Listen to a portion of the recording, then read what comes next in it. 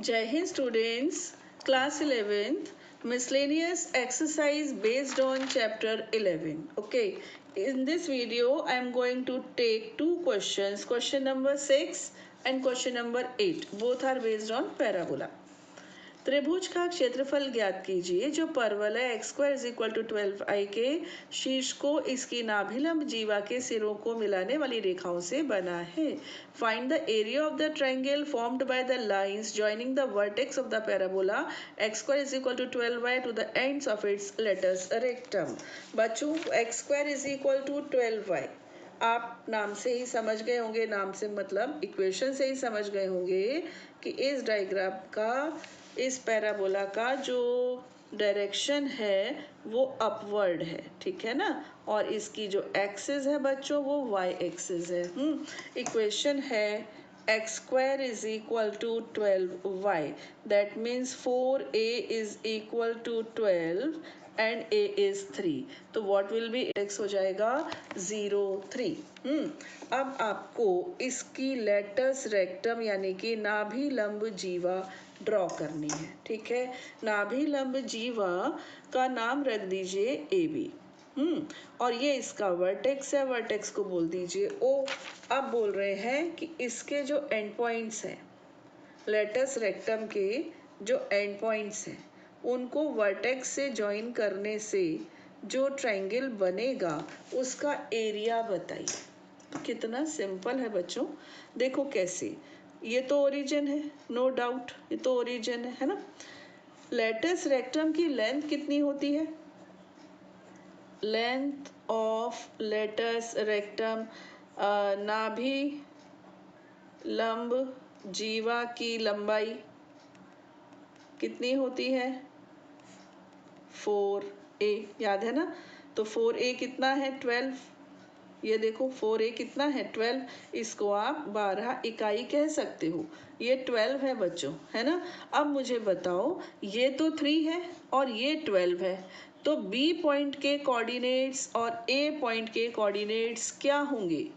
देखो, Y coordinate तो दोनों का 3 होगा, ये 3 है इसलिए. ये लेंथ 12 है, तो आधी इधर आधी इधर, मतलब ये हो गया 6 3 और ये हो गया -6 3. हालांकि इन पॉइंट्स की भी ज़रूरत है नहीं. अगर आप इन 3 पॉइंट्स वाले फॉर्मूले से एरिया निकालते हो तब तो ठीक है.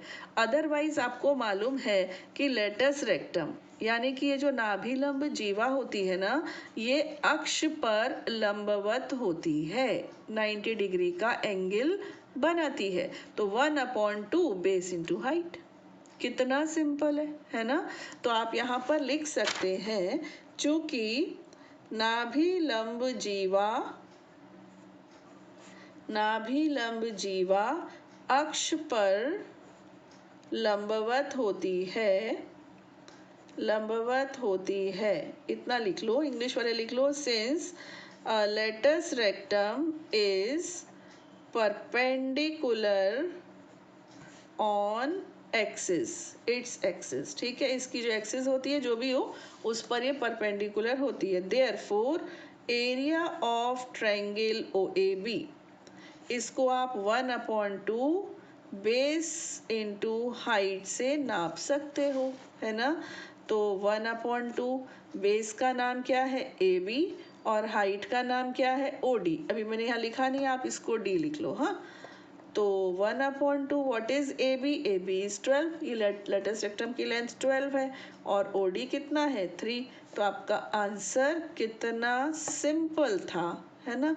18 स्क्वायर यूनिट्स. कितना सिंपल है. Come to the question number 8. परवलय y square is equal to 4ax के अंतर्गत एक समबाहु त्रिभुज है जिसका एक शीर्ष परवलय का शीर्ष है. त्रिभुज की भुजा की लंबाई ज्ञात कीजिए. An equilateral triangle is inscribed in a parabola y square is equal to 4ax where one vertex is at the vertex of the parabola. Find the length of the side of the triangle. बच्चों, inscribed का क्या मतलब होता है? मैं बोलूँ एक त्रिभुज के अंदर एक सर्कल है, तो ऐसा भी हो सकता है, ऐसा भी, ऐसा भी. लेकिन मैंने बोल दिया ना inscribed. इसका मतलब वो इन तीनों साइड्स को टच करते हुए जाना चाहिए, है ना। अभी वो बोल रहे हैं एक पैराबोला है, इसके अंदर एक ट्रायंगल इंस्क्राइब्ड है, इसका मतलब ट्रायंगल के जो वर्टेक्स है ना तीनों, वो पैराबोला की बाउंड्री पर होने चाहिए। ऐसा नहीं कि आप ऐसे बना दो, ये नहीं है इंस्क्राइब्ड का मतलब, ठीक है। तो चलिए अभी आपको जो इक्वेशन दी है बच्चों वो कौन सी दी है, y² is equal to 4ax, समझ गए होंगे, है ना। अपना वही प्यारा सा सिंपल सा पैराबोला जो बेसिक है एकदम, है ना, जिससे हमने पैराबोला सीखा है। ये लीजिए, ये मैंने ड्रॉ कर दिया ऐसा, ठीक।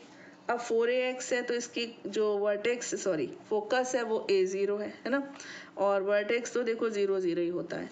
अब आपको बोल रहे हैं इसके अंदर एक इक्विलैटरल ट्रायंगल इंस्क्राइब्ड है।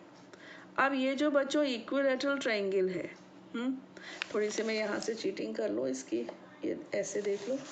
हाँ, ये जो इक्विलैटरल ट्रायंगल है ये आपकी लेटस रेक्टम हो भी सकती है इसकी थर्ड साइड, और नहीं भी हो सकती है ना।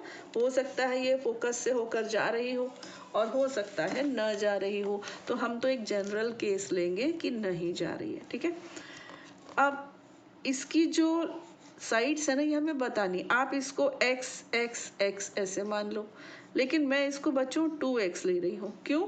क्योंकि ये भी तो 2x है, फिर आधी ये हो जाएगी x और आधी ये हो जाएगी x। अगर मैं इसको x ले लूँ बच्चों तो ये x/2 लेनी पड़ेगी मुझे, है ना।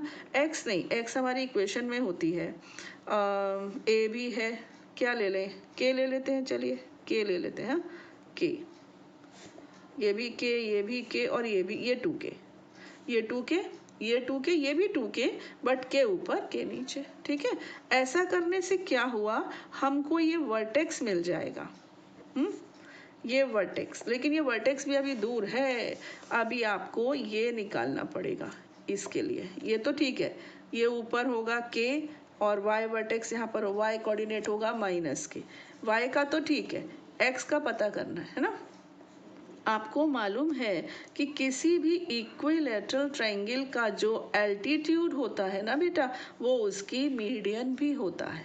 ये इसके ऊपर परपेंडिकुलर है, तो ये आपका है 2k, तो फिर ये कितनी हो जाएगी k, देखो ये 2k ये k। अब ये वाला ट्रायंगल ले लो, इसका नाम लिख लूँ d, इसको ले लूँ a, इसको ले लूँ b, और ये तो o है ही, तो मैं ले रही हूँ बच्चों ट्रायंगल ODA, ODA, ठीक। तो इसमें क्या होगा, OA² is equal to OD² plus AD² है ना। तो OA कितना, OA है 2k, तो ये हो जाएगा 4k², OD² हमको मालूम नहीं है, AD² है k², तो फिर ये हो गया 3k² is equal to OD², है ना। तो फिर OD बच्चों कितना आ गया, k√3, ठीक। तो ये OD आ गया k√3, तो ये पॉइंट मुझे मिल गया, मतलब ये कोऑर्डिनेट x कोऑर्डिनेट मुझे मिल गया k√3। तो अब ये पॉइंट हो गया k√3, k, और ये हो गया k√3, -k, ठीक है। अब मुझे बताओ कि आप स्वयं कर पाओगे कि नहीं कर पाओगे। देखो कैसे, इसकी equation y² is equal to 4a, आप ये पॉइंट पैराबोला के ऊपर है, शब्दों में लिख दीजिएगा, ठीक है। बिंदु k√3 पैराबोला की परिधि पर है या पैराबोला की बाउंड्री पर है, तो इसको सेटिस्फाई करेगा। y के प्लेस पर क्या लिखोगे आप, k लिख दोगे, k² है ना, और 4a, और ये x की तरफ x के प्लेस पर लिख दोगे आप k√3, ठीक। तो ये हो गया k² is equal to 4√3a k से k कैंसिल, k की वैल्यू आ गई 4√3a, है ना। और साइड ऑफ ट्रायंगल क्या थी बच्चों, त्रिभुज की भुजा हमने क्या ली थी, 2k ली थी, है ना। तो 2 × 4 ये हो गई 8√3a यूनिट्स, ऐसे, कुछ खास नहीं था, हाँ लेकिन खास भी था, एकदम सिंपल भी नहीं था। पॉइंट को पैराबोला के ऊपर लाई करवा दिया तो हमको हमारी साइड इन टर्म्स ऑफ ए मिल गई, मतलब हाफ ऑफ साइड। उसका डबल कर दिया तो परफेक्ट आंसर हमको मिल गया। ठीक है, तो एक पेज पे 2 क्वेश्चंस आ गए, वो भी इसलिए कि मैंने इनके डिटेल्स नहीं लिखे हैं। आप लोग स्वयं लिखेंगे बच्चों। ठीक है, खुश रहिए और आगे बढ़ते रहिए, पढ़ते रहिए मन लगाकर। जय हिंद।